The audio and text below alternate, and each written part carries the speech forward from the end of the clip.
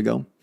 Um, and so in the Zeta communications, as far back as 2014, they were saying you're going to develop technology that's going to be like a technology-assisted telepathy.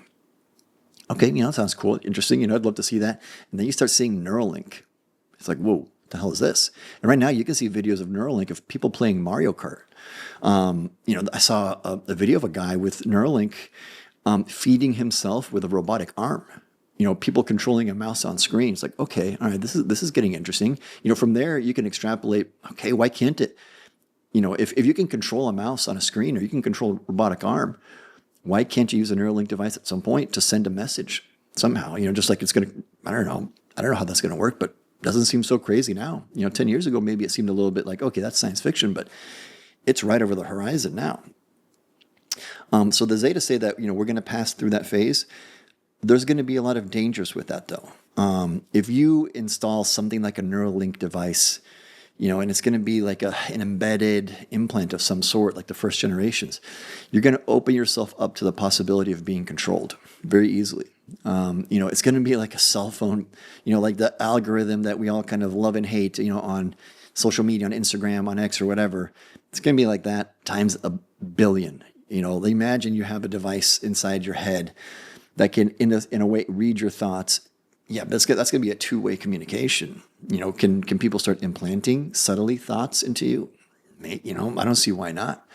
So it's going to be a very dangerous thing. I think a lot of people are going to do it, though. And I think that what we're going to see in the coming years is that devices like Neuralink, I'm sure there's going to be more than one, are going to be sold as consumer-grade electronics. It's going to be like the new cell phone. And there's going to be a lot of benefits to it. It's not going to be an entirely bad thing. I think a lot of people are going to do it. But it's going to come with, enormous danger and enormous risk, because whoever controls that technology now has the ability to affect you in a much deeper and, more intimate way than they can now with a phone or with the media and, the general way that they try to, build consensus around things. Imagine if you have a neural implant for communications. So it's going to be very, very tricky. No one's drilling a hole in my head. Absolutely not. There's no chance I'm doing any of that. But what the Zeta have said, and the reason why now, I'm kind of coming out and being a little bit more public, because normally I don't like to talk. I like to live my life. I don't like to be on screen. But what I saw at the beginning of the year is, first I saw AI really start to show that we're approaching that bend in the curve where things start to go vertical. It's like, holy crap, we're getting there.